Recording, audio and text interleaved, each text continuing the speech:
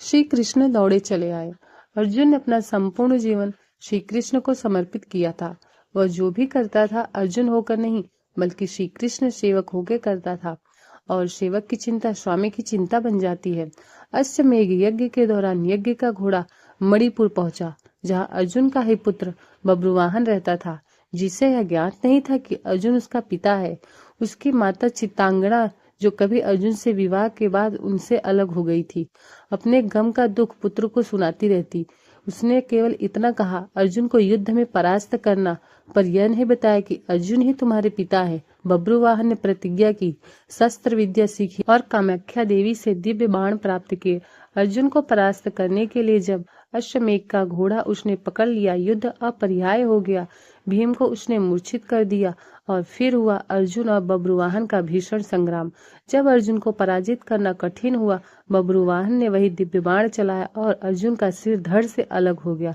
कृष्ण को पूर्वाभास था कि क्या होने वाला है। उन्होंने दाऊद से कहा, देर हुई तो देर हो जाएगी, मैं जा रहा हूँ। और वे दौड़े चले आए अपने प्रिय सखा के लिए। कुंती विलाप करने लगी, जिसके रथ की बागदौड़ स्वयं कृष्ण ने पकड़ी, वही धरती पर निश्चेत कैसे पड़ा है।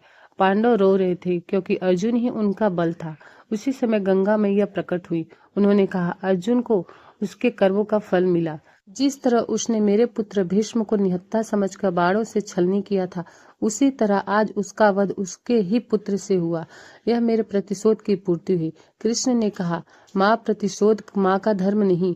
जिस विधि से अर्जुन ने भीष्म का वध किया था, वह मार्ग स्वयं भीष्म पिता ने बताया था। और यहाँ अर्जुन ने बब्रुवाहन पर एक भी प्रहार नहीं किया। यदि वह चाहता तो युद्ध का परिणाम कुछ और होता। प्रतिशोध लेकर आपने किसी का भला नहीं किया। गंगा शांत हो गई। उन्होंने पूछा, अब क्या हो वासुदेव? कृष्ण बोले, प्रतिज्ञा पूरी हो गई, अब उसे वापस लिया जा सकता है। मार्ग हमेशा होता है, बस हृदय में करुणा चाहिए। गंगा ने उपाय बताया। उनके दिव्य जल से अर्जुन का सिर धड़ से जुड़ गया। अर्जुन पुनः जीवित हो उठा। भगवान श्री कृष्ण ने सिद्ध कर दिया, जिसे वे बचाना चाहते हैं उसे कोई नहीं मार सकता। जब भक्त संकट में हो, भगवान स्वयं दौड़ चले आते हैं। अर्जुन और कृष्ण, नर और नारायण, कभी एक दूसरे से दूर नहीं रह सकते हैं।